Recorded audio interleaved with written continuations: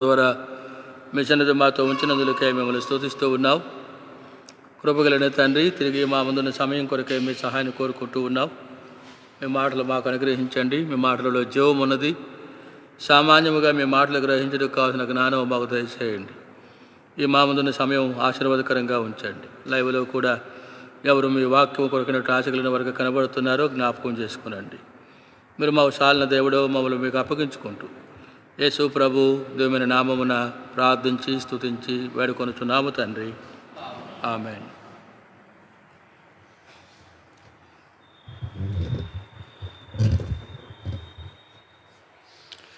సమయం కొరకై పరిశుద్ధ గ్రంథములో నుండి చిన్న భాగాన్ని అందరం కలిసి చదువుకుందాం.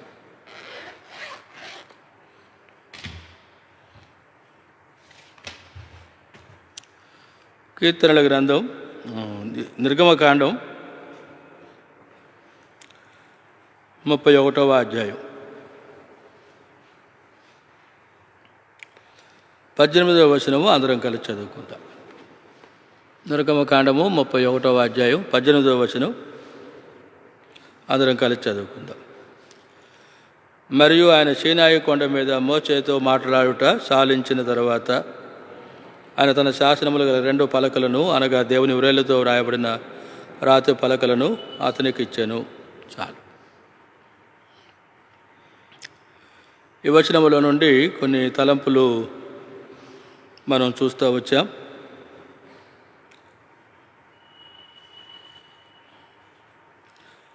తిరిగి ఆ వచనాన్ని చూస్తూ వచ్చినప్పుడు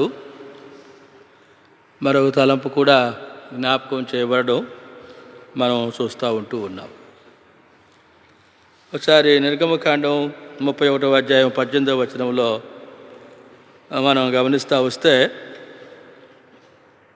ఇక్కడ ఒక మాట మనకు జ్ఞాపకం చేయబడుతుంది. మరియు ఆయన సీనాయి కొండ మీద మోషేతో మాట్లాడుట సాలించిన తర్వాత. ఈ వచనాన్ని గురించి ఆలోచిస్తూ వచ్చినప్పుడు ప్రభు సన్నిధిని ఇక్కడ ఒక తలంపు జ్ఞాపకం చేయబడ్డం మనం చూస్తూ ఉంటూ ఉన్నాం. అదే మనకి చాలా ప్రాముఖ్యమైనటువంటి మాట. ఏంటి ఆ మాట అంటే, దేవుడు మోషేతో మాట్లాడుట సాలించి అనే మాట చూస్తూ ఉన్నాం. సాలించి దేవుడు మాట్లాడు మోషేతో ఏం చేశాడంట? సాలించాడు. సాలించాడు అంటే అర్థం ఏంటి?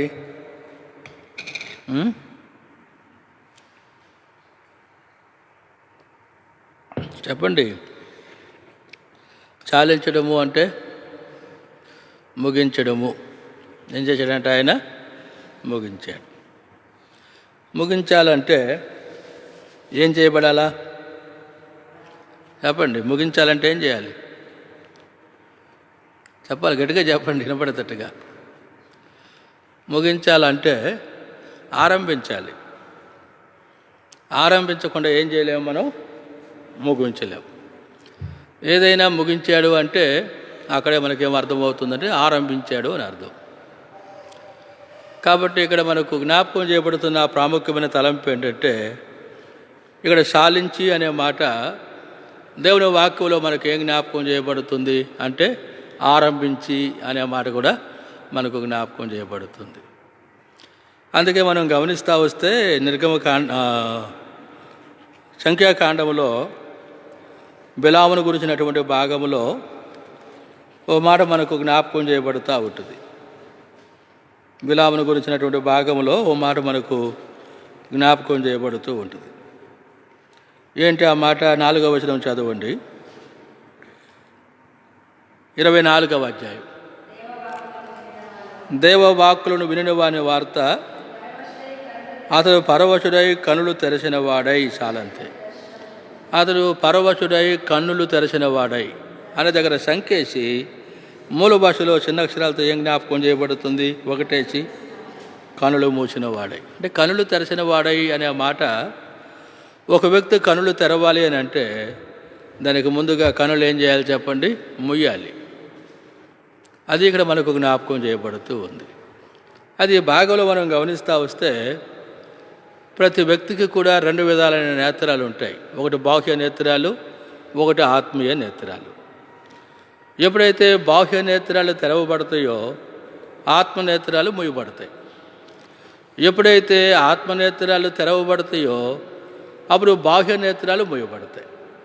అంటే బాహ్య నేత్రాలు తెరవబడినప్పుడు ఆత్మనేత్రాలు మూయబడతాయి, ఆత్మనేత్రాలు తెరవబడినప్పుడు బాహ్య నేత్రాలు తెరవబడతాయి. కాబట్టి ఇప్పుడు కనులు మూసిన వారిని గురించిన వార్త, కనులు తెరచిన వారిని గురించిన వార్త అన్నప్పుడు సంకేష మనకు జ్ఞాపకం చేయబడుతున్న మాట కనులు మూసిన వాని వార్త.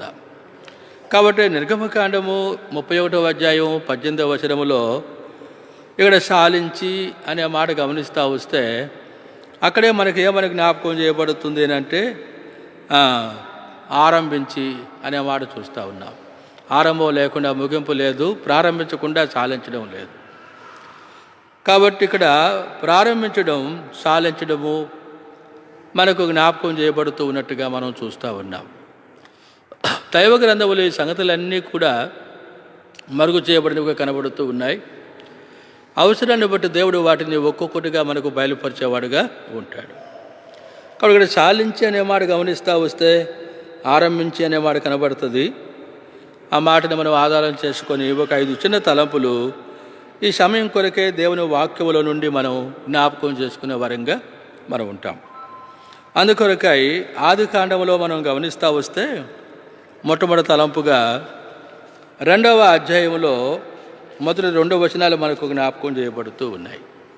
ఆది కాండము 2వ అధ్యాయం. ఆకాశమును భూమియు వాటిలో ఉన్న సమస్త సమూహమును సంపూర్తి చేయబడెను. చాలమ్మ ఈ మాట మనకు జ్ఞాపకం చేయబడుతుంది. దేవుడు ఆకాశమును భూమిని వాటిలో సమస్త సమూహమును ఏం చేశాడు చెప్పండి? పూర్తి చేశాడు. అంటే ఆరంభించాడు. ఏది తను ఆరంభించిన వాడిగా కనబడుతున్నాడో దాన్ని ముగించేశాడు, పూర్తి చేసిన అనే మాట చూస్తూ ఉన్నాం. 2వ వచనంలో చూడండి, దేవుడు తను చేసిన తన పని 7వ దినములోగా సంపూర్తి చేసి, దేవుడు తను చేసినప్పుడు తన పని 7వ దినములోగా ఏం చేశాడో చెప్పండి? సంపూర్తి చేశాడు. అంటే దేవుడు ఆరంభించాడు. దేవుడు ఏది ఆరంభించాడో దానిని దేవుడు సంపూర్తి చేసినట్లుగా మనం చూస్తూ ఉంటూ ఉన్నాం. ఇది దేవుని యొక్క మాదిరి, దేవుని యొక్క క్రియ. మానవుల కొరకై సంగతులు భద్రపరచబడుతూ ఉన్నాయి. దేవుడు ఆరంభించి ఏం చేశాడంటే ముగించాడు, ప్రారంభించి పూర్తి చేశాడు అనేది మనం చూస్తూ ఉంటూ ఉన్నాం. సామెతల గ్రంథం, ప్రసంగి గ్రంథము 7వ అధ్యాయము 8వ వచనంలో ఒక మాట మనకు జ్ఞాపకం చేయబడుతుంది. ప్రసంగి గ్రంథము 7వ అధ్యాయము 8వ వచనం, కార్య ఆరంభము కంటే కార్య అంతం ఏంటంటే మేలు. ఒక కార్యాన్ని ఆరంభించిన దానికంటే కూడా ముగించడం అనేటువంటిది మేలు. ముగింపు, పూర్తి అనే మాట మనకు జ్ఞాపకం చేయబడుతుంది, అది మేలు. కాబట్టి దేవుడు మన కొరకే జరిగించినటువంటి తన కార్యం మనం చూస్తాం. ఆరంభించాడు, ఆయన ఏం చేశాడో చెప్పండి? ముగించేసినట్లుగా చూస్తూ ఉంటూ ఉన్నాం. అందుకే చూడండి, ఆయన ఆరంభం మనకు జ్ఞాపకం చేయబడుతూ ఉంటుంది. మొదటి యొక్క అధ్యాయంలో, ఆది కాండము 1వ అధ్యాయంలో మనకు జ్ఞాపకం చేయబడుతుంది. 3వ వచనం, దేవుడు వెలుగు కమ్మని పలుకుగా వెలుగు కలిగెను. దేవుడు వెలుగు కమ్మని పలికాడు. ఆ పై భాగంలో మనం చూస్తూ వస్తే అంత చీకటి. అయితే ఆ చీకటి ఉన్నటువంటి ఆ లోకంలో వెలుగు కలుగునుగా కానీ దేవుడు పలికాడు. వెంటనే ఏమైపోయిందంటే వెలుగు కలిగినట్టుగా చూస్తూ ఉన్నాం. అది మొదటి దినము 5వ వచనం. తర్వాత 2వ దినం చూడండి, మరియు దేవుడు జలముల మధ్యన ఒక విశాలము కలిగి ఆ జలములను ఈ జలములను వేరుపరచునుగాక అని పలికెను. దేవుడు ఆ విశాలము చేసి విశాలము క్రింది జలమును విశాలము మీది జలములను వేరుపరచగా ఆ ప్రకారం అయ్యను. దేవుడు ఆ విశాలమునకు ఆకాశమును పేరు పెట్టెను. అస్తమయమును ఉదయమును కలుగుగా 2వ దినం అయ్యను. కాబట్టి జలము అంతా ఇప్పుడు దేవుడు ఏమని పలికాడు అని అంటే, జలముల మధ్యన ఒక విశాలము కలుగునుగాక అని పలికాడు. ఆ జలమును ఈ జలమును వేరుపరచునుగాక అని పలికాడు. అంటే ఇప్పుడు జలము మధ్యలో విశాలం కలగాలి. అంటే పైన జలం ఉండాలి, క్రింద జలం ఉండాలి, మధ్యలో జలమునకు మధ్యలో ఏముండాలి చెప్పండి? విశాలం ఉండాలి అని పలికాడు. ఆ ప్రకారం అయిపోయిందంట. ఆ జలానికేమో ఆకాశముని పేరు పెట్టాడు దేవుడు. ఆ తర్వాత ఈ క్రింద అంత జలం ఉన్నట్టుగా మనం చూస్తూ ఉన్నాం. ఇప్పుడు 2వ దినం అయిపోయినట్టుగా చూస్తాం, 8వ వచనం. తర్వాత 3వ దినం చూస్తాం, 9వ వచనంలో ఆకాశం క్రింద జలములు ఒకచోటనే కూర్చోబడి ఆరిన నేల కనబడును కాకని పలుకుగా ఆ ప్రకారం అయ్యాను. కాబట్టి ఆకాశం క్రింద జలం, ఆకాశం మీద జలం ఉంది. ఆ జలమునకు ఆకాశమును పేరు పెట్టాడు. ఇప్పుడు దేవుడు ఈ భూమి మీద ఉన్న జలమును గురించి ఏం చెప్పాడంటే, ఈ జలమంతా ఒకచోట కూర్చోబడి ఆరిన నేల కనబడును కాక అని పలికాడు. ఆయన పలికిన వెంటనే జలమంతా ఒకవైపుకి వెళ్ళిపోయింది. ఆ తర్వాత ఏం చేశాడంటే, ఆ జలరాశికి సముద్రం అని పేరు పెట్టాడు. ఈ ఆరినటువంటి నేలకి ఏం చేశాడంటే దేవుడు భూమి అని పేరు పెట్టాడు. ఇప్పుడు 3వ దినం అయిపోయింది. ఆ తర్వాత 4వ దినం ఏం చేశాడు అని అంటే 14వ వచనం, దేవుడు పగటిని రాత్రిని వేరుపరచునట్లు ఆకాశ విశాలమందు జ్యోతులు కలుగునుగాక అనియు అవి సూచనలను కాలములను దిన సంవత్సరములను సూచించుటకై ఇండుగాక అనియు భూమి మీద వెలిగించుటకు అవి ఆకాశ విశాలమందు జ్యోతుల ఇండుగాక అనియు పలికెను. ఆ ప్రకారం అయ్యను. ఇప్పుడు దేవుడు ఏమని పలికాడు అని మనం చూస్తాము అంటే, పగటిని రాత్రిని వేరుపరచినట్లు ఆకాశ విశాలమందు జ్యోతులు కలుగునుగాక అని చెప్పాడు. ఎందుకు ఈ జ్యోతులు అంటే అక్కడ రాయబడింది సూచనలు, కాలములు, దినములు, సంవత్సరములు ఇవన్నీ కూడా ఆ జ్యోతులు చూపించేవిగా కనబడుతూ ఉన్నాయి. ఆ తర్వాత భూమి మీద వెలిగించడానికి అవి ఆకాశమందు జ్యోతులై ఉండునుగాక అని పలికినట్లుగా చూస్తూ ఉన్నాం. కాబట్టి ఆ జ్యోతులు 2 గొప్ప జ్యోతులు, సూర్యుడు, చంద్రుడు, నక్షత్రములు ఇవన్నీ కూడా దేవుడు కలుగజేశాడు. వాటి పనులు వాటికి నియమించాడు. ఆ విధంగా తన పని 4వ దినం అయిపోయినట్టుగా చూస్తూ ఉన్నాం. ఆ తర్వాత 5వ దినం మనకు జ్ఞాపకం చేయబడుతూ ఉంది. 20వ వచనంలో చూడండి, దేవుడు జీవము కలిగి చలించు వాటిని జలములు సమృద్ధిగా పుట్టించుగా కనియు పక్షులు భూమి మీద ఆకాశ విశాలములు ఎగురుగా కనియు పలికెను. దేవుడు జలములలో వాటి జాతి ప్రకారం జలములు సమృద్ధిగా పుట్టించిన మహామత్స్యములను జీవము కలిగి చలించు వాటిని అన్నిటినీ దాని జాతి ప్రకారం రెక్కల ప్రతి పక్షిని సృజించెను. అది మంచిదని దేవుడు చూచెను. ఆ విధంగా 5వ దినం అయినట్టుగా మనం చూస్తూ ఉన్నాం. అంటే 5వ దినము ఆకాశ పక్షులు, జలచరములు ఇవన్నీ కూడా కలుగజేశాడు. ఆ విధంగా అప్పుడు 5వ దినం అయినట్లుగా మనం చూస్తూ ఉన్నాం. ఆ తర్వాత గమనిస్తూ వస్తే 24వ వచనంలో చూడండి, దేవుడు వాటి జాతి ప్రకారం జీవముల వాటిని అనగా వాటి జాతి ప్రకారం పశువులను, పురుగులను, అడవి జంతువులను భూమి పుట్టించగా కన పలికను. ఆ ప్రకారం ఆయను. ఆ తర్వాత 6వ దినము దేవుడు ఏం చేశాడు అని అంటే, పశువులు, పురుగులు, అడవి జంతువులు, మృగములు ఇవన్నీ కూడా భూమి పుట్టించునుగా కానీ పలికినప్పుడు అవన్నీ కలుగజేయబడ్డాయి. ఆ తర్వాత 6వ దినముననే ఇదంతా చేసిన తర్వాత ఇప్పుడు 26, 27 వచనాలు కనబడుతున్నాయి. దేవుని స్వరూపమందు దేవుని పోలిక చొప్పున వారిని నరులను సృజించినట్లుగా చూస్తాం. వారిని పురుషుని గాను స్త్రీని గాను వారిని సృజించినట్లుగా మనం చూస్తూ ఉన్నాం. ఇప్పుడు దేవుడు చేసినటువంటిది అంతా దేవుడు చూచి తాను సృష్టించినటువంటి మానవులను వాటి మీద అధికారులుగా ఏలినట్లుగా ఉంచినట్లుగా మనం చూస్తూ ఉన్నాం. ఈ విధముగా 6 దినములు ఆయన సంపూర్తి చేసినట్లుగా దేవుని వాక్యంలో మనం చూస్తూ ఉన్నాం. తర్వాత ఈ 6 దినములలో మనం గమనిస్తూ వస్తే ఏమి చెయ్యాలని దేవుడు ఆరంభించాడో అన్నీ ఏం చేశాడో అని మనకు జ్ఞాపకం చేయబడుతుంది అంటే ముగించేసినట్లుగా మనం చూస్తూ ఉన్నాం.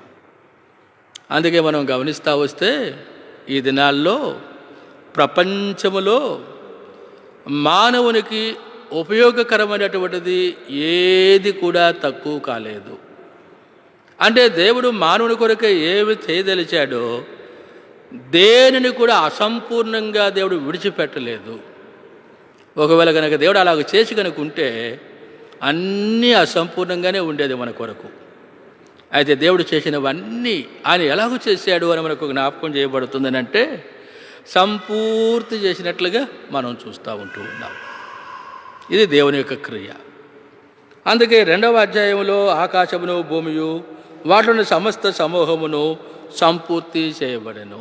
అంతా అది ఏం చేయబడిందని మనం చూస్తూ ఉన్నాము అని అంటే సంపూర్తి చేయబడను అనే మాట చూస్తూ ఉన్నాం. సంపూర్తి అనేటువంటి పదం మనకి ఏం చూపిస్తూ ఉంది అంటే ఆరంభం చూపిస్తూ ఉంది, తర్వాత ఏం చూపిస్తూ ఉంది చెప్పండి? ముగింపును చూపిస్తూ ఉండడం మనం చూస్తూ ఉన్నాం. కాబట్టి దేవుడు ఏమి చేయాలని సంకల్పించి ఆరంభించాడో అవన్నీ దేవుడు ఏం చేశాడో చెప్పండి? సంపూర్తి చేశాడు. ఇది దేవుని యొక్క క్రియ. అందుకే మానవుని గురించి మనకు జ్ఞాపకం చేయబడుతున్న మాట ఏంటంటే, యెషయా గ్రంథం 43వ అధ్యాయం 7వ వచనములో, నా మహిమ నిమిత్తము నేను సృజించిన వారిని అంటాడు. దేవుడు ఎందుకు సృజించాడంటే చెప్పండి? తన మహిమ కొరకు సృష్టించాడంట మానవుణ్ణి. కాబట్టి మానవుని ద్వారా దేవునికి ఎప్పుడు మహిమ అంటే, దేవుని ప్రజలుగా మన ఆరంభం ముగింపుతో కూడినటువంటిదిగా ఉండాలి.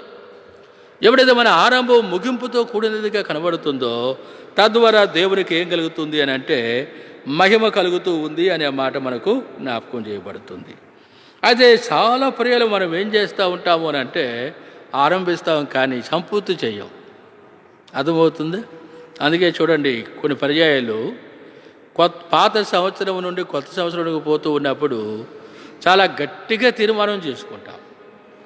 అయితే ఆ తీర్మానం ఎంతకాలము అని అంటే కొద్ది కాలమే, తర్వాత మళ్ళా మామూలే. అర్థమవుతుంది? అంటే మనకి ఏమి లేదు, ఏమి ప్రారంభిస్తున్నామో, ఏమి తీర్మానం చేసుకున్నామో దాని ముగింపు వరకు అన్న గ్రహింపు విషయంలో మనం తప్పిపోతూ ఉంటుంటాం.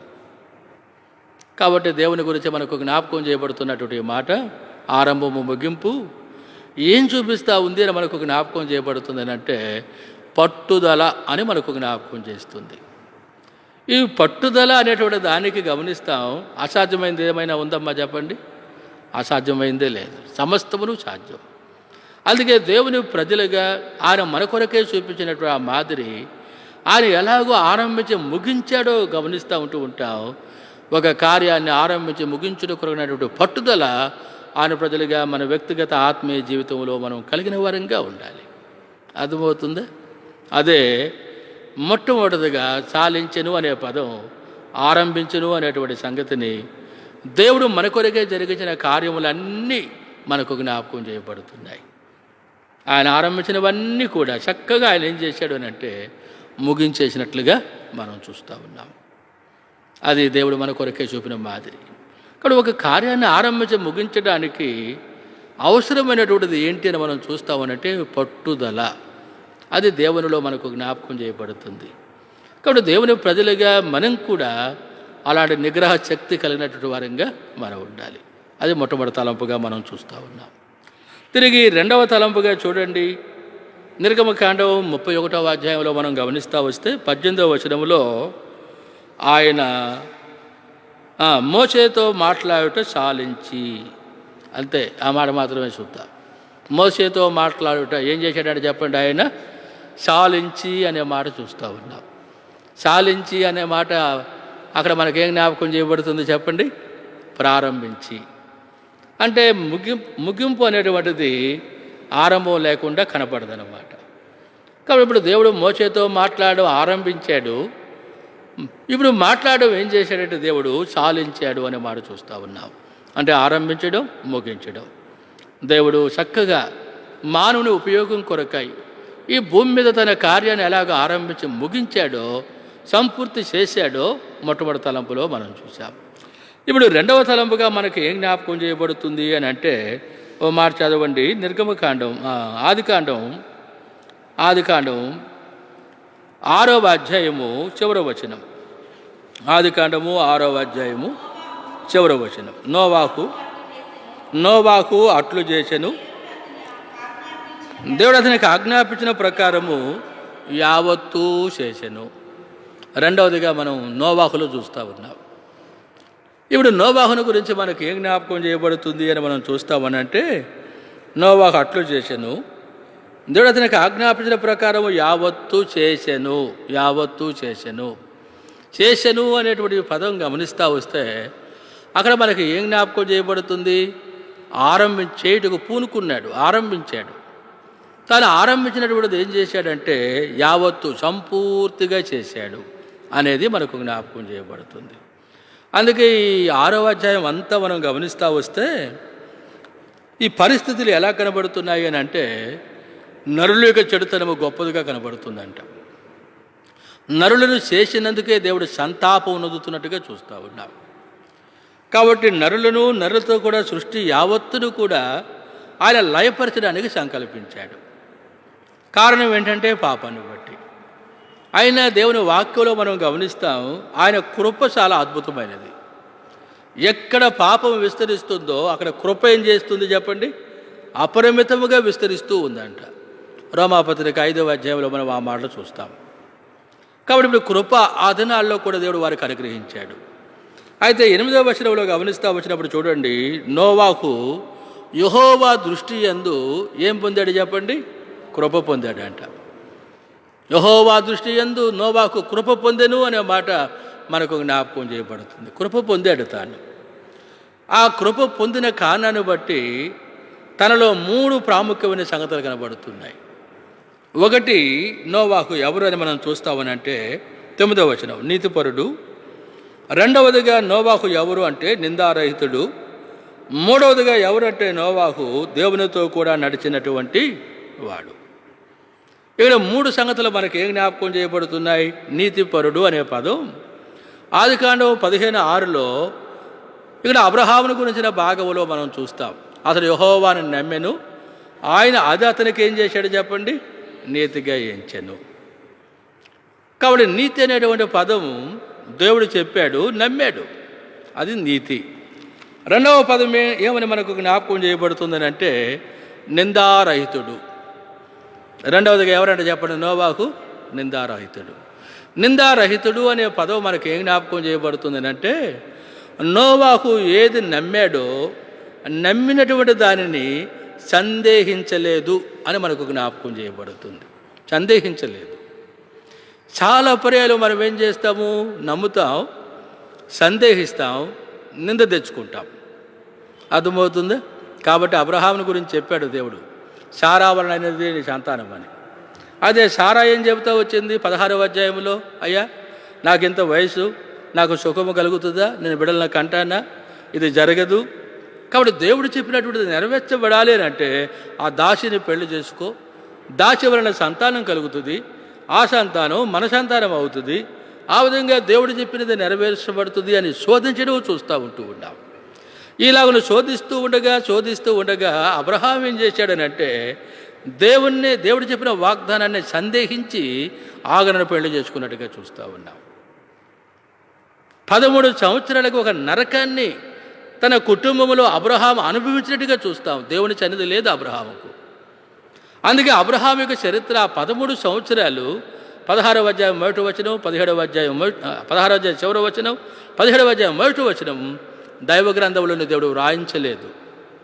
ఇప్పుడు 17వ అధ్యాయంలో దేవుడు అబ్రహాముతో ఏం మాట్లాడుతున్నాడు? అబ్రహాం, నేను సర్వశక్తి కలిగిన దేవుడును, నా సన్నిధిలో నడుచుచు నిందారహితుడు అయ్యుండు. కాబట్టి నోవాహు ఇక నిందారహిత జీవితం ఏంటి అని అంటే ఏది తను నమ్మాడో నమ్మినటువంటి దానిని ఎక్కడ నోవాహు సందేహించలేదు. అది రెండవదిగా మనం చూస్తూ ఉన్నాం. మూడవదిగా నోవాహుని గురించి రాయబడిన మాట ఏంటంటే దేవునితో కూడా నడిచినటువంటి వాడు.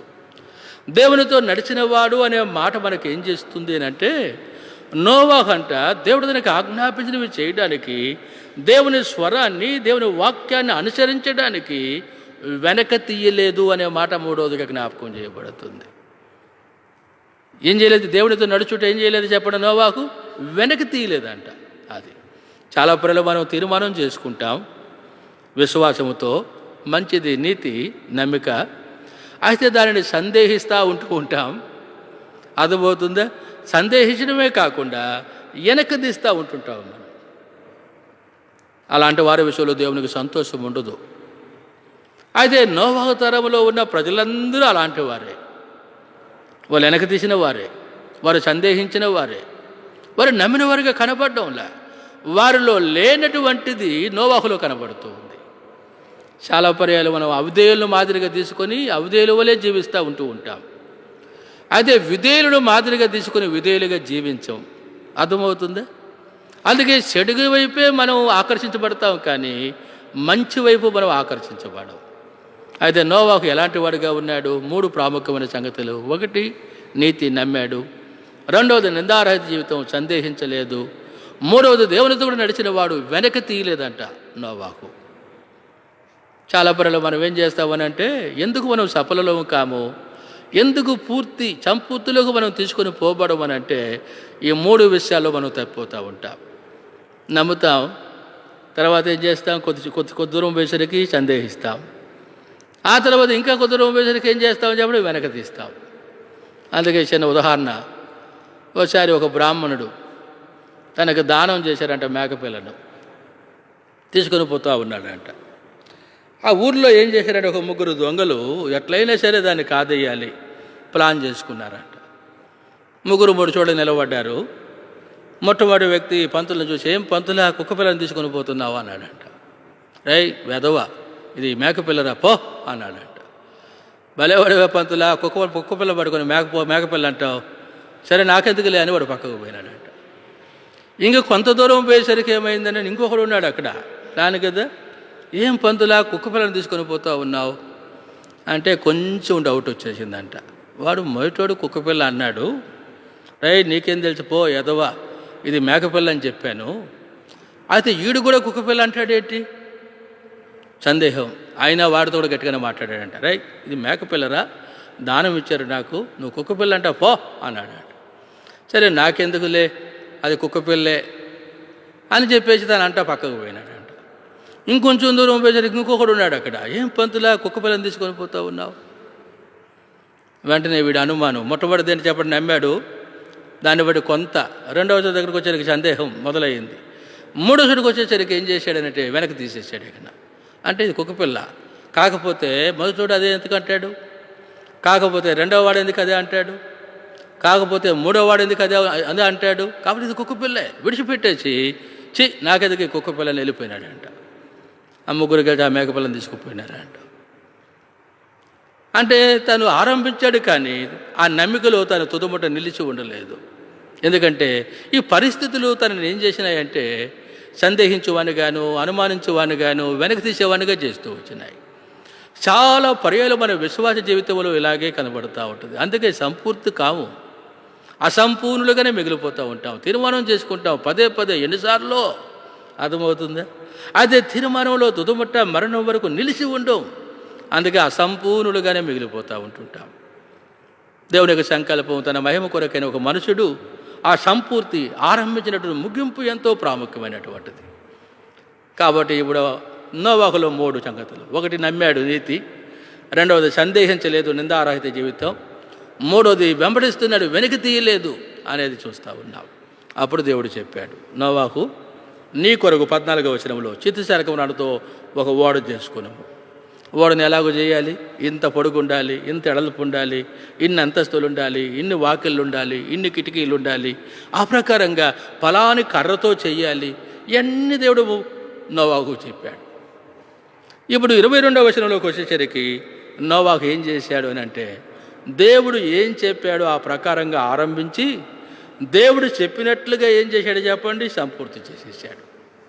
చూడండి ఎలాగ ఆరంభించి ముగించాడో చూడండి.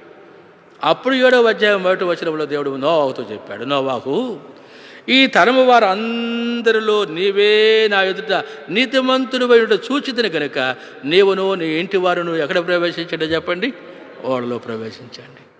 నోవాహు సంపూర్తి చేయకపోతే తన ఇంటి వరకు రక్షణ లేదు, తన ఇంటి వరకు భద్రత లేదు, తన ఇంటి వరకు క్షేమము లేదు. అర్థమవుతుందా. దేవుడు నోవాహును కూడా విడిచిపెట్టుండేవాడు. అదే నోవాహును దేవుడు తన మహిమ కొరకై ఆ శేషముగా నిలబడడానికి గల కారణం ఏంటంటే, నోవాహులో ఉన్నటువంటి ప్రాముఖ్యమైనటువంటి ఒక ఉద్దేశము, పట్టుదల, తాను ఏది నమ్మాడో, ఏది విశ్వసించాడో, ఏది ఆరంభించాడో దాన్ని ముగింపు పూర్తి చేసినట్టుగా చూస్తూ ఉంటూ ఉన్నాం. అందుకే చరిత్ర 120 సంవత్సరాలుగానంట నోవాహు ఆ ఓడను సిద్ధపరుస్తూ వచ్చాడంట. 1 రోజు కాదు, 2 రోజులు కాదు, 120 సంవత్సరాలు. ఈ 120 సంవత్సరాలు ఓడ నోవాహు ఎక్కడ చేస్తూ వచ్చాడంటే, నోవాహు ఇంటి ముందే. ఓడను సహజంగా సముద్రంలో దగ్గర చేస్తారు. ఎందుకని, ఓడ పెద్ద ఊరంత ఉంటుందన్నమాట. అది అయిపోయిన తర్వాత వెంటనే సముద్రంలోకి పంపించేసేస్తారు. అది ఇంటి ముందు చేసుకుంటే తీసుకొని పోలేవు అక్కడికి. అయితే నోవాహు ఇంటి ముందు చేస్తూ ఉన్నాడు. ఎంతమంది అడుగుంటాడు, ఏంటి నోవాహు నీకేమైనా పిచ్చి పట్టిందా, ఓడ ఎక్కడేది చేస్తూ ఉన్నావు, సముద్రం దగ్గర చేయాలి కదా. ఇప్పుడు నోవాహు చెప్పుండొచ్చు, జలప్రళయాన్ని దేవుడు పంపిస్తాడు, లోకమంతా నీటి వరదలు మునిగి నశిస్తుంది, కాబట్టి దేవుడు ఓడ చేయమన్నాడు. ఎవరు ఓడలో ఉంటారో వారు మాత్రమే కాపాడబడతారు. కాబట్టి ఈ లోకమంతా మునిగి నశించేంత వర్షాన్ని దేవుడు ఆకాశం నుంచి కురిపిస్తాడని అంటే ఎవరు నమ్మలా. ఎంతగా నోవాహును అనుమానం పెట్టుంటారు. అయితే ఎక్కడ నోవాహు సందేహించలేదు, అనుమానపడలేదు, వెనక తీయలేదు, సంపూర్తి చేశాడు. కాబట్టి నోవాహు తన ఇంటి వారు సురక్షితంగా ఉన్నట్టుగా చూస్తూ ఉన్నాం. అందుకే దేవుని ప్రజలుగా మన వ్యక్తిగత ఆత్మీయ జీవితంలో ప్రభు మహిమ కొరకై ఈ సంపూర్తి ఆరంభించినటువంటిది సంపూర్తి అనేటువంటిది గమనిస్తాం. క్షేమాన్ని, భద్రతను, కాపుదల మనకి ఇస్తూ ఉంటూ ఉంది. దేవుడు సంతోషించేవాడుగా ఉంటాడు. అందుకే ఆరంభం ముగింపు చాలా శ్రేష్టమైనటువంటిది. దేవుడు ఏదైతే ఆరంభించి ముగించాడో అదే విధానంలో నోవాహు గమనిస్తాం. దేవుడు తనకి ఏం ఆజ్ఞాపించాడో ఆ ప్రకారంగా చేసి ముగించినట్టుగా చూస్తూ ఉన్నాం. తాను, తన ఇంటి వారు, తనతో కూడా సృష్టి యావత్తులో ఒక్కొక్కటిగా రక్షణ కాపాడబడినట్లుగా మనం చూస్తూ ఉన్నాం. భద్రత. రెండవదిగా నోవాహు తన ఆరంభం ముగింపు తన జీవితం జ్ఞాపకం చేయబడుతుంది. తిరిగి మూడవ తలంపుగా మనకు జ్ఞాపకం చేయబడుతుంది. నిర్గమకాండం 31వ అధ్యాయం 18వ వచనములో గమనిస్తూ వస్తే మోషేతో మాట్లాడుట సాలించి అనే మాట చూస్తూ ఉన్నాం. చాలించి అంటే ఆరంభించి అనే మాట కనబడుతుంది. ఆరంభం, ముగింపు, ప్రారంభం, చాలింపు. దేవుడు అలాగున ఆరంభించి చాలించాడు. అలాగే నోవాహు అలాగున ఆరంభించి చాలించాడు. మూడవదిగా మనకు జ్ఞాపకం చేయబడుతుంది యోహాను సువార్త 2వ అధ్యాయం 7వ వచనంలో ఒక మాట మనకు జ్ఞాపకం చేయబడుతుంది. యోహాను సువార్త 2వ అధ్యాయము 7వ వచనం. యేసు ఆ బాణలు నీళ్లతో నింపుడని వారితో చెప్పగా వారు వాటిని అంచుల మట్టుకు నింపిరి. కాబట్టి ఇక్కడ ప్రభు ఏం చేశాడని మనకు జ్ఞాపకం చేయబడుతుంది అని అంటే, ఆ పరిచారకులను చూసి వారితో ఏం చెప్పాడు అని అంటే, ఆ బాణలు నీళ్లతో నింపండి అని చెప్పాడు. ఆ బాణలు ఏం చేయమని చెప్పాడు ఆయన? ఎన్నో వచనం అది? యేసు ఆ బాణలు నీళ్లతో నింపుడని వారితో చెప్పగా తర్వాత వారు వాటిని అంచుల మట్టుకు నింపిరి. ఇలా మనం గమనిస్తూ వస్తే ఆరంభం, ముగింపు కనబడుతూ ఉంది. ఇప్పుడు యూదుల శుద్ధీకరణ ఆచారం ప్రకారం అంట ఈ పెండ్లిలో, విందులో బజారులు అంటే గేట్ అమ్మడ బయట 2-3 తూములు పట్టేటువంటి 6 రాతి బాణలు అక్కడ ఉంచబడినట్లుగా చూస్తూ ఉంటూ ఉన్నాం. ఈ 6 రాతి బాణలు ఖాళీ బాణలు. ఇప్పుడు మరియా యేసుప్రభు తల్లి పరిచారకులకు చెప్పింది, ఆయన మీతో చెప్పునది చేయండి అని. ఇప్పుడు ఆయన ఏం చేశాడు అని అంటే, ఆ బాణలను చూపించే వారికి వాటిని మీరు నీళ్లతో నింపండి అని చెప్పాడు. వాటిని నీళ్లతో ఏం చేయమని చెప్పాడు? నింపండి అని చెప్పాడు. నింపండి అని అంటే చెప్పండి, నింపండి అంటే అవన్నీ ఆ బాణలు 6 బాణలు నిండునట్లుగా, సంపూర్తి చేయబడినట్లుగా నీళ్ళతో వాటిని మీరు నింపాలి అని చెప్పాడు. కాబట్టి అది ఎందుకు నింపాలో వాళ్ళకి తెలియదు. ప్రభువు ఏం చేయబోతున్నాడో వాళ్ళకి తెలియదు. అయితే వారికి తెలిసినటువంటిది ఏంటంటే నింపండి, నింపండి అని చెప్పాడు అంతే. కాబట్టి ఇక్కడ మనకి ఏం జ్ఞాపకం చేయబడుతుంది? నింపండి అని చెప్పే మాట. ఆరంభించండి, ముగించండి, ఆరంభించండి, ముగించండి అని ప్రభు వారితో చెప్పాడు. కాబట్టి వారు ఏం చేశారు అని మనకు జ్ఞాపకం చేయబడుతుంది అంటే, ఆరంభించారు, తర్వాత ఏం చేశారమ్మా చెప్పండి? ముగించారు. అంటే ఆ బాణలన్నీ కూడా నీళ్ళతో నింపేసినట్టుగా చూస్తూ ఉన్నాం. కొన్ని పనులు మనం ఏం చేస్తాం? ఏదైనా ఒక పని చెబితే కాసేపు చేసి మానేసి వెళ్ళిపోతాం. అలా కాదు, సంపూర్తగునట్లుగా ఆ పరిచారకులు చేసినట్లుగా మనకు జ్ఞాపకం చేయబడుతుంది. చాలా పర్యాలు మనం ఎలాంటి వరంగా ఉంటామని అంటే, సంపూర్తి చేయం, ఆరంభిస్తాం కానీ చేస్తామని, అదే మధ్యలోనే ఏం చేస్తాము అని అంటే అసంపూర్ణంగానే విడిచిపెట్టేస్తాం మనం. అందుకే ఆదికాండములో 24వ అధ్యాయంలో ఓ సందర్భం గుర్తు చేయబడుతూ ఉంది. ఈ సందర్భం ఇప్పుడు ఏంటి ఆ సందర్భం అని అంటే, అబ్రహాము తన ఇంటి పెద్ద దాచుడైన ఎలియాజరును ఇస్సాకుకు భార్యను తెచ్చినట్లుగా పంపించడం చూస్తాం. చాలా సంగతులు ఉన్నాయి. అతడు ఈ హారానుపురములను సమీపించినప్పుడు కొంతమంది ఆడపిల్లల ఆ ఊరి వారంట నీళ్లు చేదుకోవడానికి వస్తూ ఉన్నారంట. అప్పుడు వారిని చూసి ఒక తీర్మానం చేసుకున్నాడు దేవుని సన్నిధిని, ప్రార్థన మొక్కుబడి. ఏంటంటే, ప్రభువా, నా యజమానుని దేవుడవు, నా యజమానుడు నన్ను పంపిన కార్యము సఫలమగునట్లుగా నేను ఒక మనవి చేస్తూ ఉన్నా. చూడు, ఆ ఊరి పిల్లలు వస్తూ ఉన్నారు. వారు బావిలోనికి దిగి నీళ్లు చేదుకొని వస్తూ ఉండగా, అమ్మ త్రాగుడుకు కొంచెం నీళ్ళిమ్ము అని అడుగుతాను నేను.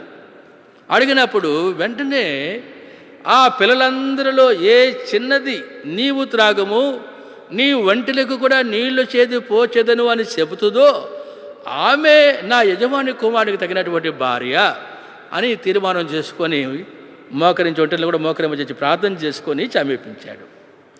సమీపించినప్పుడు అప్పుడు ఏం జరుగుతూ ఉంది? ఆదికాండంలో చూడండి, 24వ అధ్యాయంలో, ఆదికాండము 24వ అధ్యాయంలో మనకు జ్ఞాపకం చేయబడుతున్న మాట చూస్తూ ఉంటూ ఉన్నాం. 17వ వచనం. ఆ సేవకుడు ఆమెను ఎదుర్కొనుటకు పరిగెత్తి, నీ కడవలో నీళ్లు కొంచెము దయచేసి నన్ను త్రాగనిమ్మని అడిగాను. 18. అందుకు ఆమె, అయ్యా త్రాగుమని చెప్పి త్వరగా తన కడవను చేతి మీదకి దించుకొని అతనికి దాహం ఇచ్చాను. 19. మరి ఆమె అతనికి దాహం ఇచ్చిన తర్వాత, నీ ఒంటెలు త్రాగుమట్టుకు వాటికి నీళ్లు చేదిపోయుదునని చెప్పి త్వరగా గాడిలో తన కడవను కుమ్మరించి తిరిగి చేతుటకు ఆ బావికి పరిగెత్తుకొని పోయి అతని ఒంటెలన్నిటికీ నీళ్లు చేదిపోచెను. ఆ ఒంటెలన్నిటికీ ఏం చేసిందని చెప్పండి? నీళ్లు చేదిపోచింది. తర్వాత అక్కడ ఒక మాట రాయబడి ఉంది, చూడండి. ఏం రాయబడి ఉంది అని అంటే, ఎన్నో వచనం అది? 21వ వచనములో, ఆ మనుషుడు ఆమెను తేరి చూచి తన ప్రయాణమును యెహోవా సఫలము చేసినో లేదో తెలుసుకునేవారనని ఓరకుండెను. ఆ దాసుడు ఎలియాజర్ అంట ఎలాగున్నాడు చెప్పండి? ఓరకున్నాడంట. ఆమె ఏం చెప్పింది ఆ మనుషునితో? అయ్యా, నీవు త్రాగుము, నీ ఒంటెలకు కూడా ఏం చేస్తాను చెప్పండి, నేను నీళ్లు చేదిపోస్తాను అని చెప్పి త్వరగా ఆ మనుషుడు తాగిన తర్వాత మిగిలిన నీళ్ళ నడవలో కుమ్మరించి బావిలోనికి పోయి ఆ నీళ్లు తీసుకొచ్చి ఒంటెలన్నీ తాగునంత మట్టుగంట నీళ్లు చేదిపోచెను అని చూస్తూ ఉన్నాం. ఇప్పుడు చూద్దాం, కొంచెం మనం ఆలోచన చేస్తే ఎన్ని ఒంటెలు ఉన్నాయి ఎలియాజర్తో? త్వరగా చెప్పండి ఎవరన్నా. 10 ఒంటెలు ఉన్నాయి. ఒంటె ఒక్కొక్కటి ఎన్ని బొంగల నీళ్లు తాగుతుంది అని అంటే 40 బొంగల నీళ్లు తాగుతుంది ఒంటె ఒక్కొక్కటి. ఒక్కసారి నీళ్లు త్రాగిందంటే ఒంటె 6 నెలలు పొడుగుతా నీళ్ళు అక్కరలే ఒంటికి. అందుకే ఒంటిని ఎడారి ఓడ అంటారన్నమాట. ఈ ఒంటికి లోపల ఒక పెద్ద నీళ్ళ తొట్టి లాంటిది ఉంటుంది అన్నమాట, తిత్తి. కాబట్టి నీళ్లు లేని ప్రాంతాల్లో వాటిని వాహనాలుగా ఉపయోగిస్తారు. ఒక్కసారి కడుపు నిండా నీళ్లు త్రాగిందంటే 6 నెలల వరకు ఆ నీళ్లు సరిపోతాయి దానికి. అన్ని నీళ్లు త్రాగుతుంది అది. కాబట్టి 10 ఒంటెలకి ఒక్కొక్క ఒంటికి 40 బొంగల నీళ్ళు అయితే 10 40లు ఎన్నమ్మా? 400 బొంగలు నీళ్ళు.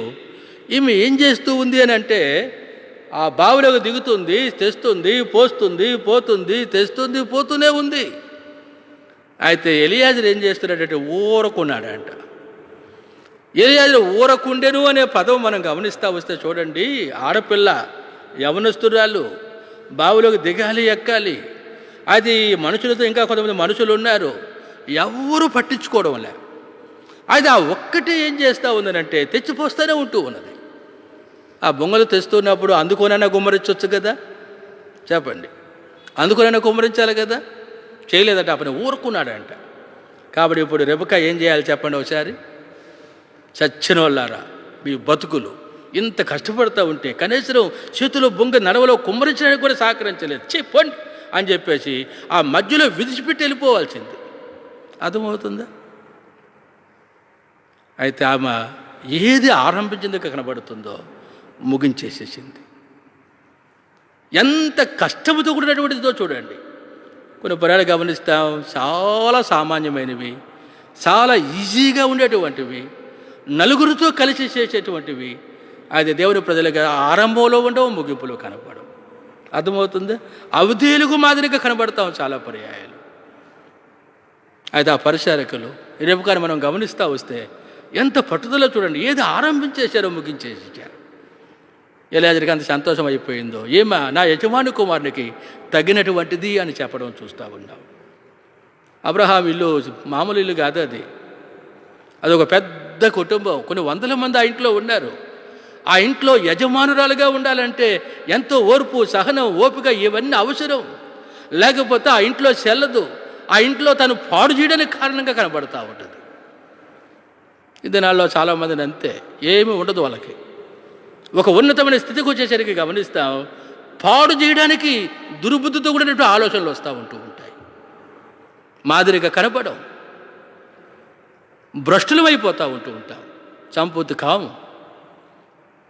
అయితే మూడవదిగా మనకు జ్ఞాపకం చేయబడుతూ ఉంది, ఆ పరిచారకులు అంచుల మడుగు నీళ్ళతో నింపండి దేవుడు వారితో చెప్పినప్పుడు ఆ ప్రకారంగా వారు నింపినట్టుగా చూస్తూ ఉన్నాం. కాబట్టి చూస్తాం, నీళ్ళు విందు ప్రధాన దగ్గర తీసుకుపోమని చెప్పాడు. తీసుకుని పోతూ ఉంటుండంట, వాసన మారిపోయిందంట. నీళ్ళు వాసన రావు కదా, అరే ఏంటి నీళ్ళు వాసన వస్తూ ఉన్నాయి అని చూస్తే రంగు మారిపోయినాయి అంట. అరే ఏంటి రంగు మారిపోయినాయి అని చూసేస్తే రుచి మారిపోయిందంట. ఎలాంటి రుచి అంటే మంచి ద్రాక్షారసంగా మార్చబడ్డాయి. దేవుని మహిమ అక్కడ బయలుపరచబడినట్టుగా చూస్తూ ఉన్నాం. ఈ దేన్ని బట్టి అది మహిమ బయలుపరచబడిందని అంటే వారు ఎలాంటి వారికి కనబడుతున్నారు ఆ పరిచారకులు అని అంటే, ఏది వారు ఆరంభించారో దాన్ని సంపూర్తి చేశారు కనుక కారణాన్న దేవుడు తన మహిమను వారి ద్వారా బయలుపరిచినట్టుగా చూస్తూ ఉన్నాం. పెండకుమారుని పిలిచి అడిగాడు, నువ్వు మంచి ద్రాక్షరసం ఉంచుకున్నావు, చెడ్డ ద్రాక్షరసం పెట్టావు. ఎవరైనా ఏం చేస్తారంటే బంతిలో ముందు మంచిది పెడతారు, తర్వాత జబ్బుది పెడతారు. నువ్వు అలా కాకుండా మమ్మల్ని అందరిని అవమానపరిచావు, మంచిది దాచిపెట్టుకున్నావు, చెడ్డది ముందు ఉపయోగించావు అని విందు ప్రధాని పెళ్ళికుమారితో మాట్లాడడం చూస్తాం. పెళ్ళికుమారికి ఏం తెలుసు? ఆ నీళ్లు ముంచి తీసుకుని పోయిన పరిచారకులకు తప్ప మరి ఎవ్వరికీ ఆ సంగతి తెలియదంట. ఆ పరిచారకులు దేవుని మహిమను చూశారు, మహిమ బయలుపరిచారు. అనేకులు ప్రభువునందు విశ్వాసం ఉంచడానికి వారి సంపూర్తి కారణం అదే. మూడవదిగా మనకు జ్ఞాపకం చేయబడుతుంది, ఏ వ్యక్తి ప్రభువు తనకు ఆజ్ఞాపించినటువంటివి, చేయమన్నటువంటివి, ఆరంభించినటువంటివి ముగింపు చేసేవాడిగా కనబడుతున్నాడో ఆ వ్యక్తి ద్వారా దేవుడు మహిమపరచబడతాడు. అది మూడవదిగా మనకు జ్ఞాపకం చేయబడుతుంది. తిరిగి నాలుగవదిగా మనకు జ్ఞాపకం చేయబడుతుంది, నిర్గమకాండం 31వ అధ్యాయం 18వ వచనములో మోషేతో మాట్లాడుట చాలించి. నాలుగవదిగా మోషేతో మాట్లాడుట ఏం చేశాడంటే చెప్పండి, చాలించి. అంటే చాలించి అనే పదం చెప్పాను కదా ముందే, ఆరంభించి. 24వ అధ్యాయం 18వ వచనములో నిర్గమకాండంలో మోషేతో మాట్లాడడం ఆరంభించాడు దేవుడు. నిర్గమకాండం 31వ అధ్యాయం 18వ వచనములో చాలించాడు. అంటే 24వ అధ్యాయం 18వ వచనములో ఆరంభించి 31వ అధ్యాయం 18వ వచనములో చాలించినట్లుగా చూస్తూ ఉన్నాం. ఆరంభం, ముగింపు. మొట్టమొదటిగా దేవుడు తాను చేయదలిచినదంతా కూడా ముగించినట్లుగా చూస్తాం ఆరంభించి. రెండవది నోవాహు తనకు దేవుడు ఏమో ఆజ్ఞాపించాడు అవన్నీ పూర్తి చేసినట్టుగా చూస్తాం. మూడవదిగా పరిచారకులు వారికి దేవుడు ఏమో ఆజ్ఞాపించాడో దాన్ని పూర్తి చేసినట్టుగా చూస్తూ ఉన్నాం. నాలుగవదిగా మనకు జ్ఞాపకం చేయబడుతుంది, ఓ మాట చదవండి, యోహాను సువార్త 17వ అధ్యాయము 4వ వచనం. యోహాను సువార్త 17వ అధ్యాయము 4వ వచనం. యోహాను సువార్త 17:4.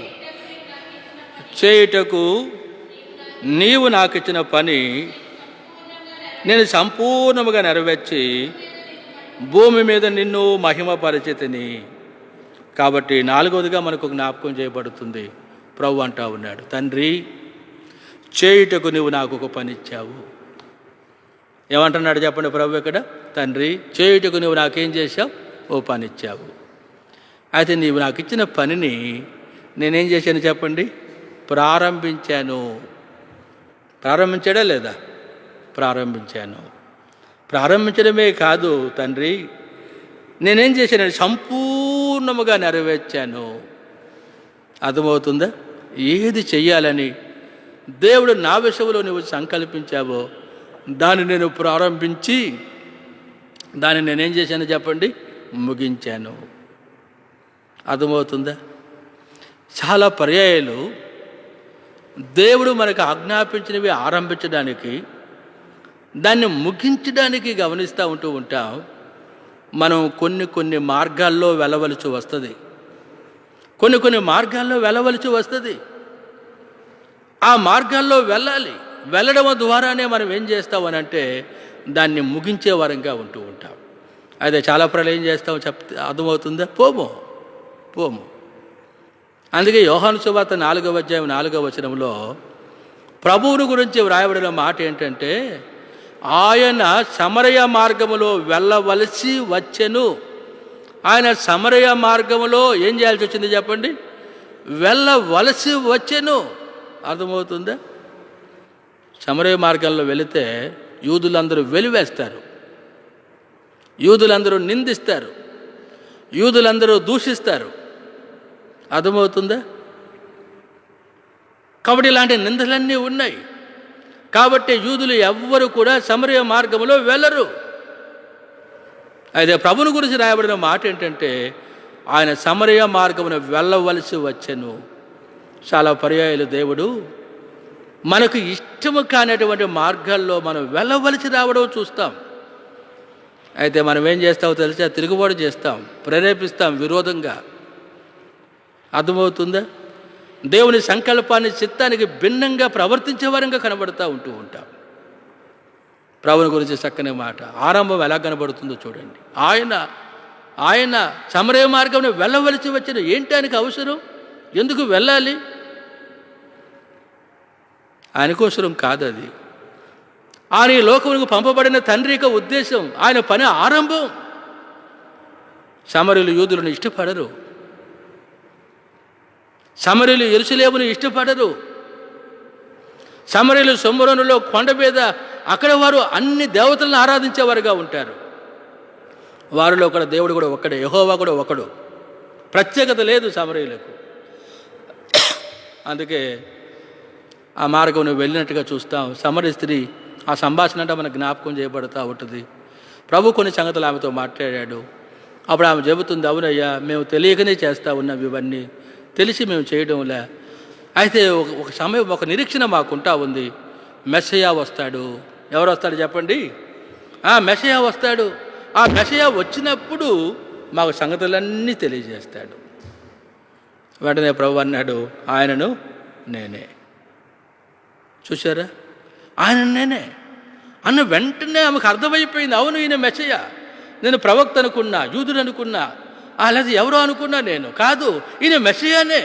పరిగెత్తుకుంటూ వెళ్ళిపోయింది గ్రామంలోకి. రండి, నేను చేసినవన్నీ నాతో చెప్పిన ఆయన చూడండి. ఊళ్ళో సాక్ష్యం ఇస్తా ఉంది. ఈలోపు శిష్యులు ఏం చేశారు? బోధకుడా భోజనం చెయ్యి అన్నారు. బోధకుడా భోజనం చెయ్యి అంటే యేసుప్రభు అన్నాడు, మీకు తెలియని ఆహారం నాకు ఉంది అన్నాడు. మీకు తెలియని ఆహారం నాకు ఉంది అని అంటే వెంటనే శిష్యులందరూ అనుకుంటా ఉన్నారు, మన బోధకుడు మనతో కలిసి మనం తినే ఈ ఆహారం తినేటట్టుగా లేడు, ఆయనకి ఎవరో ఏదో స్పెషల్ తీసుకొస్తామని చెప్పినట్టు ఉన్నారు, వారు తెచ్చే భోజనం కొరకు ఆయన ఎదురు చూస్తూ ఉన్నాడు అని వీళ్ళు ఆలోచన చేసుకుంటూ ఉన్నారు. వారి ఆలోచనలు ఎరిగి 34వ వచనములో యేసుప్రభు ఏమన్నాడు? యేసుప్రభు ఏమన్నాడు? 34వ వచనములో, యేసు వారిని చూచి, నన్ను పంపిన వాని చిత్తము నెరవేర్చుటయు ఆయన పని తుదముట్టించుటయు నాకు ఆహారమై ఉన్నది. ఆయన పని నేనేం చేయాలి చెప్పండి? తుదముట్టించాలి. ఆయన పని నేను తుదముట్టించాలి. నన్ను పంపిన వాని చిత్తము నెరవేర్చాలి. నాకు అది ఆహారం. నాకు ఆహారం ఏంటి? ఆయన ఎందుకు నన్ను పంపాడో దాన్ని ఆరంభించి దాన్ని ముగించాలి. అదే నాకు ఆహారం. చాలా పర్యాయాలు మనం ఆహారం కొరకు ఎంతో పాకులాడతాం. ఆయన ఎందుకు నిన్ను పిలిచాడు? ఆయన నిన్ను ఎందుకు ఏర్పరచుకున్నాడు? ఎందుకు సేవ అని చెప్పావు? ఆ సేవను గురించి నీ గ్రహింపు ఏంటి? యేసుప్రభు మన కొరకు ఏం చేశాడు? ఆయన కొరకు మనం ఏం చేయాలి? ఏంటి కథ అంతా? ఆ గ్రహింపే ఆయన ప్రజలకి కలిగి ఉండు. అందుకే ఇక్కడ ప్రభు చెప్పిన మాట, నన్ను పంపిన వారి చిత్తం నెరవేర్చాలి. ఆయన పని నేనేం చేయాలి చెప్పండి? తుదుముట్టించాలి. అదే నాకేంటి? ఆహారం. శిలువ మీద ఆయన పలికిన 7 మాటలు. 7వ మాట ఏంటి చెప్పండి త్వరగా? 7వ మాట ఏంటి?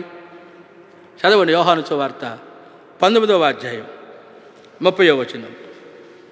యోహాను సువార్త 19వ అధ్యాయము 30వ వచనం. 30వ వచనం ఏమన్నాడు ఆయన? యేసు ఆ శనగ పుచ్చుకొని సమాప్తమైనదని చెప్పి తల వంచి ఆత్మను అప్పగించాను. ఏమని చెప్పాడు చెప్పండి ఆయన? సమాప్తము. సమాప్తము అంటే అర్థం ఏంటి? పూర్తి చేశాను. ఎంత అద్భుతమైన మాట చూడండి. అది చివరగా 7వ మాట సెలవులో, తండ్రి చేయడానికి నాకు ఇచ్చిన పని సంపూర్ణంగా నెరవేర్చి భూమి మీద నేనేం చేశాను చెప్పండి? మహిమపరిచాను. కాబట్టి ఎప్పుడు దేవుని నామం మహిమపరచబడుతుందంటే ఆ పని ఆరంభించడం కాదు, ముగించడం, పూర్తి చేయడం ద్వారానే. అందుకే భూమి మీద ప్రభు తను పంపిన పని చేయడం కొరకై ప్రభు ఎవరుగా ఈ లోకంలో ఉన్నాడు. ఒక చిన్న మాట 22వ అధ్యాయం లోకాసు సువార్తలో గమనిస్తూ వస్తే ఒక మాట మనకు జ్ఞాపకం చేయబడుతుంది. 27వ వచనం చూడండి. గొప్పవాడు ఎవడు? క్వశ్చన్ మార్క్ అన్నమాట. గొప్పవాడు ఎవడు ప్రభు అడుగుతున్నాడు. భోజన పంక్తిని కూర్చుండువాడా? పరిచర్య చేయువాడా? Question mark. ఎవడు గొప్పవాడు? భోజన పంక్తిని కూర్చుండువాడా లేకపోతే పరిచర్య చేసేవాడా? లేదా భోజన పంక్తిలో కూర్చొని ఆరగించేవాడు తినేవాడా గొప్పవాడు? లేదా వడ్డించేవాడా గొప్పవాడు? ఎవడు గొప్పవాడు అంటే ప్రభు అక్కడే అదే వచనంలో ఏమంటున్నాడంటే పంక్తిని కూర్చుండువాడే కదా గొప్పవాడు. ఎవడంటే కూర్చొని వడ్డించింది తినేవాడు ఎవరంటే చెప్పండి? గొప్పవాడు. అర్థమవుతుందా? అది ఇక్కడేమంటాడు యేసు ప్రభు అదే వచనములో ఏమంటున్నాడు? అయినను చూడండి, అయినను నేను మీ మధ్య పరిచర్య చేయువాని వలె ఉన్నాను. ఎలాగున్నాడంటే చెప్పండి ఆయన? ఎవరైనా చెప్పండి? ఎవరైనా సృష్టికర్త, సమస్తములకు ఆధారమైనటువంటి వాడు. కొలసీ పత్రిక 1వ అధ్యాయంలో మనం గమనిస్తూ వస్తే ఇవన్నీ ఉన్నాయి. ఆయనే సమస్తమును ఆధారభూతుడు. ఆయన లేకుండా లోకంలో ఏది లేదు. సమస్తములకు ఆయన అధికారం కలిగినటువంటి వాడు.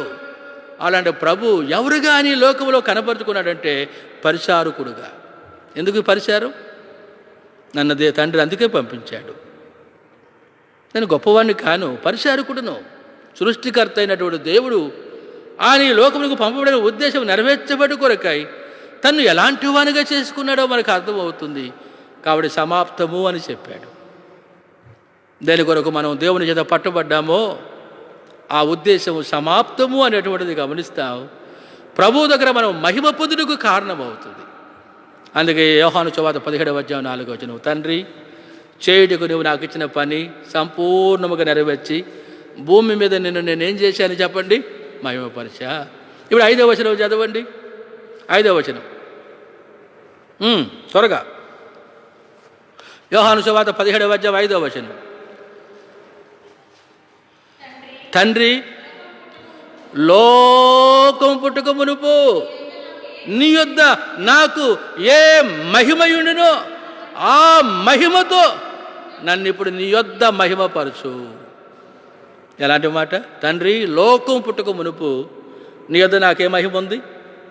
ఆ మహిమే అవునుగా కంటే సర్వసృష్టి కలుగుతూ వచ్చింది.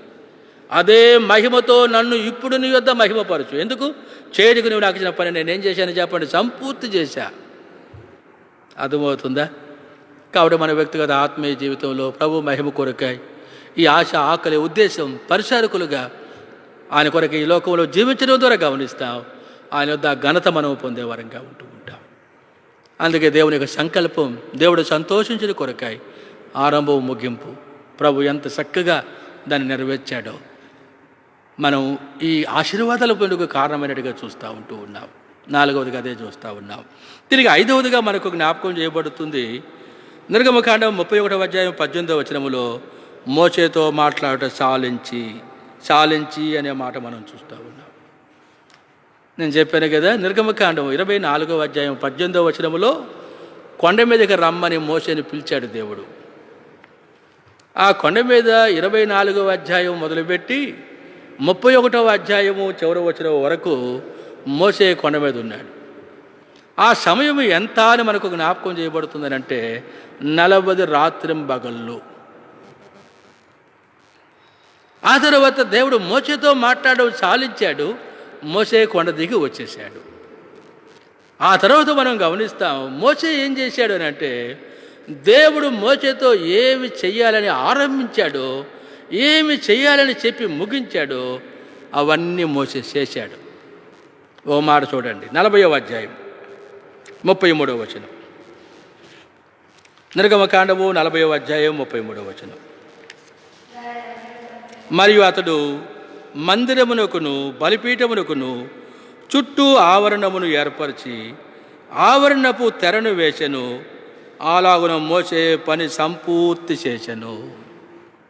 అలాగున మోసే పని తానేం చేశాడంటే చెప్పండి, సంపూర్తి చేసినట్టుగా చూస్తూ ఉన్నాం. దేవుడు ఏమి చెయ్యాలని మోసేతో చెప్పాడో ఆరంభించాడు. ఏమి చెయ్యాలని దేవుడు మోసేతో చెప్పాడో దాన్ని ఏం చేశాడో చెప్పండి, మోసే సంపూర్తి చేసినట్లుగా చూస్తూ ఉన్నాం. అందుకే హెబ్రీ గ్రంథకర్త 3వ అధ్యాయంలో మనం గమనిస్తూ వస్తే, హెబ్రీ గ్రంథకర్త 3వ అధ్యాయంలో మనం గమనిస్తూ వస్తే ఇక్కడ మోసేను ప్రభువును మనకు చూపించడం చూస్తూ ఉన్నాం. 2వ వచనం చదవండి. దేవుని ఇల్లంతటిలో మోసే నమ్మకముగా ఉండినట్లు ఈయన కూడా తను నియమించిన వారికి నమ్మకముగా ఉండెను. కాబట్టి మనం గమనిస్తూ వస్తే మోసే దేవుని ఇల్లంతటిలో నమ్మకంగా ఉన్నాడంట. నమ్మకం, ఈ నమ్మకం చాలా ప్రాముఖ్యమైనటువంటిది. ఒక వ్యక్తి నమ్మకాన్ని కోల్పోతే తన జీవితంలో ఇక ఎప్పటికీ తాను సరిచేయబడలేడు. నమ్మకం చాలా ప్రాముఖ్యమైనటువంటిది. ఈరోజు మేము ఓ చోటు ఉన్నాం, చాలా గొప్ప ఇల్లు, అది చాలా ఫర్నిచర్తో ఉంది. ఆ ఇంట్లో కొంతమంది అంటే కొంత ఆంధ్రప్రదేశ్ అంతటికి సంబంధించిన అధికారులు అన్నమాట. ఒక ఇద్దరు దాంట్లో ఉంటారు.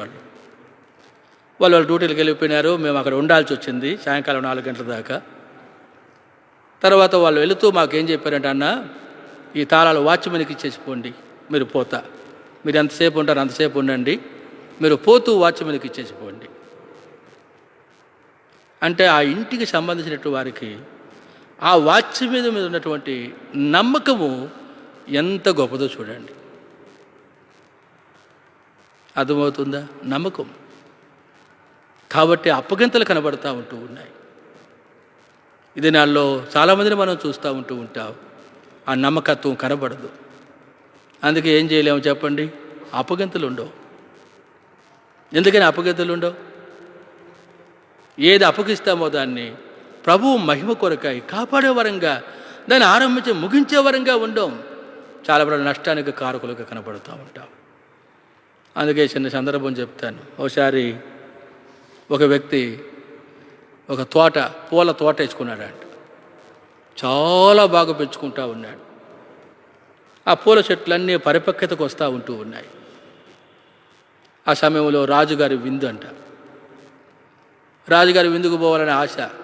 తోటను ఏం చేయాలి విచారిస్తూ ఉన్నాడట. అయ్యో ఈ తోట దీన్ని విడిచిపెట్టి పోవాలంటే ఎట్లా?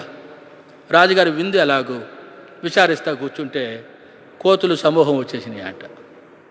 ఈ కోతుల సమూహం వచ్చేసి తన విచారం చూసేసి, అయ్యా ఏంటి నీ విచారం చెప్పు అంటే, నేను రాజుగారి విందుకు పోవాలి, ఈ పూల చెట్లన్నిటికీ నీళ్లు పోయాలి, ఈ పని ఎవరు చేస్తారు నేను పోతే?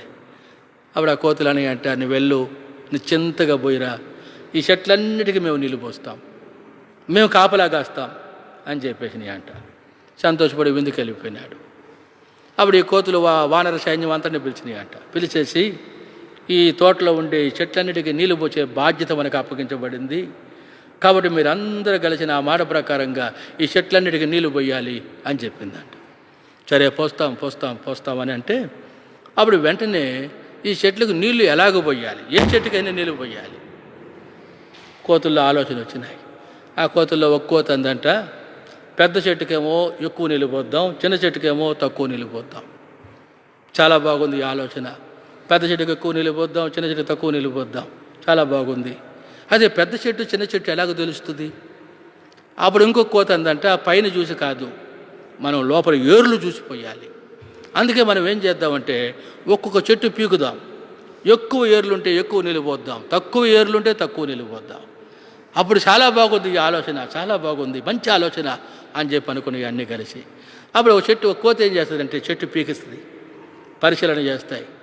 దీనికి ఎక్కువ ఏర్లు ఉన్నాయి కాబట్టి ఎక్కువ నీళ్ళు పోయాలని మళ్ళీ ఆ పాదులో పెట్టి ఎక్కువ నీళ్ళు, మళ్ళీ ఇంకొక చెట్టు పీకడం, దీన్ని పరిశీలన చేయడం. దీనికి తక్కువ ఏర్లు ఉన్నాయి కాబట్టి దీనికి తక్కువ నీళ్ళు పోయడం, మళ్ళీ ఆ పాదులో పెట్టి తక్కువ నీళ్ళు పోయడం. సాయంకాలకి తోట మొత్తం చెట్లన్నీ ఏం చేసినాయి చెప్పండి? పీకి నీళ్ళు పోసినాయి. యజమానుడు వచ్చేసరికి చెట్లన్నీ ఏమైపోతా ఉన్నాయి చెప్పండి? యాలబడి వాడుముఖం పెట్టేసినాయి. ఏంటి పరిస్థితి చూస్తే ఇది పరిస్థితి. అర్థమవుతుందా? చాలా పర్యాలు ప్రభు మహిమ కొరకాయి ఆయన సంకల్పం ప్రకారంగా దేవుని జ్ఞానం కలిగినటువంటి వారంగా మనం జీవించే వారంగా కనపడం. అది ఇక్కడ మోషేని గురించి గమనిస్తూ వస్తే దేవుని ఇల్లంతటిలోనంట మోషే ఎలాంటి వాడిగా ఉన్నాడు చెప్పండి? నమ్మకం. కాబట్టి ప్రభు అలాంటి వాడిగా ఉన్నాడు. ఇప్పుడు 3-4 వచనాలు ఏ రాయబడుతుందని అంటే, ప్రతి ఇల్లును ఎవడైనా ఒకటి చేత కట్టబడును, సమస్తమును కట్టినవాడు దేవుడే. ప్రతి ఇల్లు ఎవడైనా ఒకరి చేత కట్టబడుతూ ఉంది. అందుకని ఇల్లు అనే మాట గమనిస్తూ వస్తే ఇల్లు అనే పదం మనకి ఏం చూపిస్తూ ఉందని అంటే ఆరంభించడం, ముగించడం. అది ఆరంభించి ముగించకపోతే ఇల్లు కాదు, మండుగోడలు. అది ఆరంభించి ముగించకపోతే ఇల్లు కాదు, పాడుకొంప. అర్థమవుతుందా? అది ఆరంభించి ముగించడం ద్వారానే అది ఇల్లు అవుతూ ఉంది. ఎప్పుడైతే సంపూర్తి చేయబడుతుందో ఆ ఇల్లు ఏం పొందుతుందంటే ఘనత పొందుతూ ఉంది. అది రాయబడిన మాట ఏంటంటే, ఆ ఇంటి కంటేనంట, ఆ ఇంటిని కట్టినవాడంట ఎలాంటి ఘనత పొందాడు చెప్పండి? ఎక్కువ ఘనత పొందును.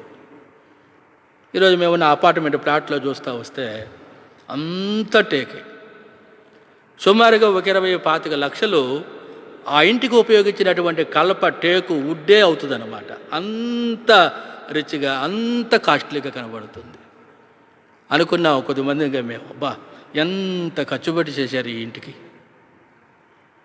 ఎవరు అన్నారు, ఎంత ఉండొచ్చు అన్న సుమారుగా అద్దె? మేము వాళ్ళు అడగలేదు, కానీ మేము అనుకున్నాం సుమారుగా ఒక 25,000 అయినా ఈ ఇంటికి అద్దె ఉంటుంది నెలకు. ఎందుకని?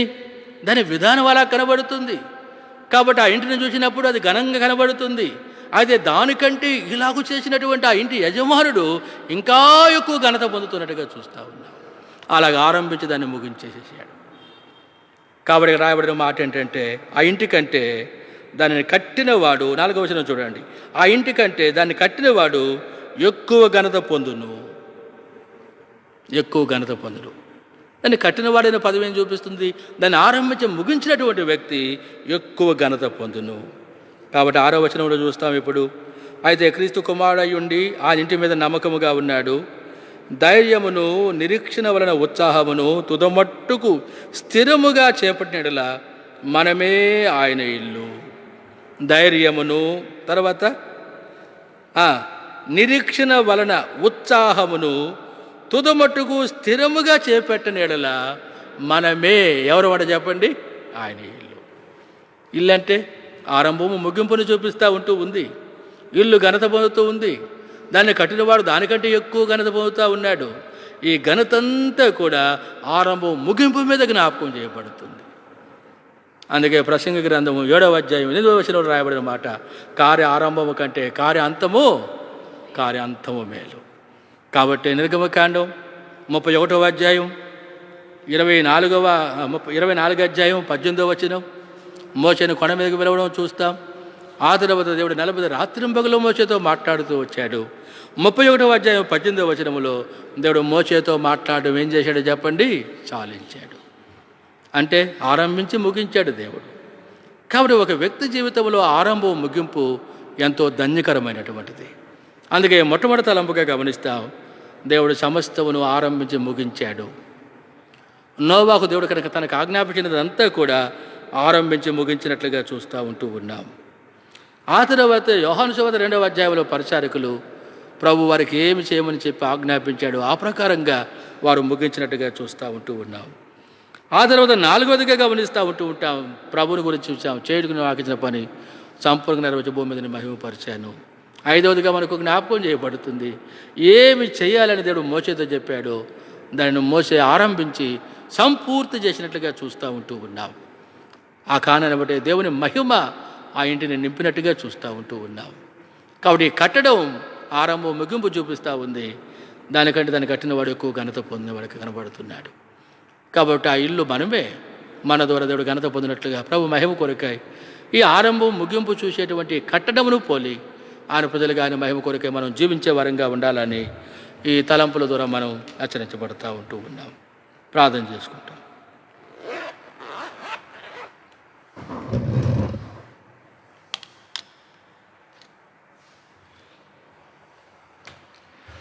మా పరలోకపు తండ్రి, ప్రభువా మీకు వందనాలు, స్తోత్రాలు.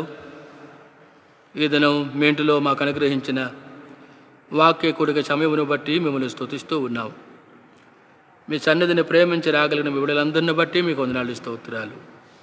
నిర్గమకాండం 31వ అధ్యాయం 18వ వచనములో నుండి దేవుడు మా చాలించెను అన్న పదాన్ని మాకు జ్ఞాపకం చేస్తూ వచ్చారు.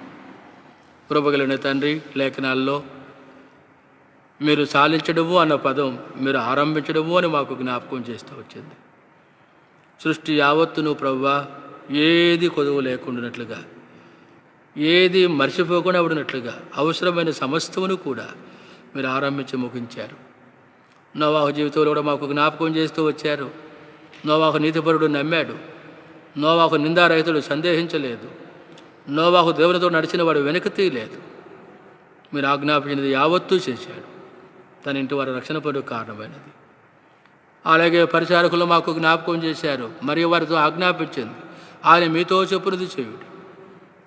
ఆ బాణలు నీళ్లతో నింపుడు అని చెప్పినప్పుడు వారు అంచుల మటుకు నింపారు, ఆరంభించారు, ముగించారు. రెబెకా జీవితాన్ని కూడా జ్ఞాపకం చేశారు. తను ఆరంభించింది ఎంతో కష్టమైనప్పటికీ ముగించింది. ఆ కారణాన్ని బట్టే అబ్రహాం యొక్క సంతతిలోనికి తను తీసుకొని రాబడిందిగా చూస్తూ వచ్చాం. దయగలిగిన తండ్రి, మీ కార్యాలు అద్భుతం. అలాగే దేవుడు వయ్యుండి మానవుడికి లోకమునికి వచ్చి మా కొరకే మీరు చూపిన మాదిరి పరిచారకుడుగా తండ్రి చేయుటకు నువ్వు నాకు ఇచ్చిన పని సంపూర్తిగా నెరవేర్చాను. లోకం పుట్టుకు మునుపు నీ యొద్ద నాకు ఏ మహిమ ఉండినో ఆ మహిమతో నన్ను ఇప్పుడు నీ యొద్ద మహిమపరుచు. ఒక వ్యక్తి తన జీవితంలో ఆరంభం ముగింపు ప్రభువా మీ యొద్ద మహిమ పొందుటకు కారణమని జ్ఞాపకం చేస్తూ వచ్చారు. దయగలిగిన తండ్రి, మోషేను మాకు మీరు జ్ఞాపకం చేశారు. ఏది చేయాలని మోషేకి మీరు ఆజ్ఞాపించారో అవన్నీ ఆరంభించి సంపూర్తి చేసినట్లుగా మోషే జీవితంలో మాకు మీరు జ్ఞాపకం చేశారు. దయగలిగిన తండ్రి, మోషే కంటే మీరు ఇంకా ఎక్కువ ఘనతకు పాత్రుడు. దయగలిగిన తండ్రి, విశ్వాసమును నిరీక్షణ వలన ఉత్సాహమును తుదమట్టుకు చేపట్టినట్లా మనమే ఆయన ఇల్లు అని మాకు జ్ఞాపకం చేస్తూ వచ్చారు. ఇల్లు ఆరంభం ముగింపుని జ్ఞాపకం చేస్తుంది. మా వ్యక్తిగత ఆత్మీయ జీవితంలో కృపగలిగిన తండ్రి, ఏ విశ్వాసముతో ఈ భక్తిని ఆరంభించామో ముగింపు ఎంతో శ్రేష్టమైనదిగా ఉన్నట్లుగా నన్ను మమ్మల్ని జ్ఞాపకం చేసుకోనండి. ఎవరి యొక్క ఆత్మీయ మేలు క్షేమం కొరకే సమయాన్ని ఇచ్చారు. మీ మాటలలో జీవం ఉన్నది. సామాన్యముగా మీ మాట గ్రహించుటకు కావాల్సిన జ్ఞానం మాకు దయచేయండి. ఈ పరిచయను ముద్రించండి. మీరే మహిమ పొందమని యేసు ప్రభు దేవుని నామమున ప్రార్థించి స్తుతించి వేడుకొనుచున్నాము తండ్రి, ఆమేన్. మన తండ్రిని దేవుని ప్రేమ, కుమారుడును పరిశుద్ధాత్మ అన్యోన్య సహవాసం మనకందరికీ సదాకాలము తోడై ప్రభు మహిమ కొరకై సంపూర్ణులుగా మనలను సిద్ధపరచునుగాక. ఆమేన్.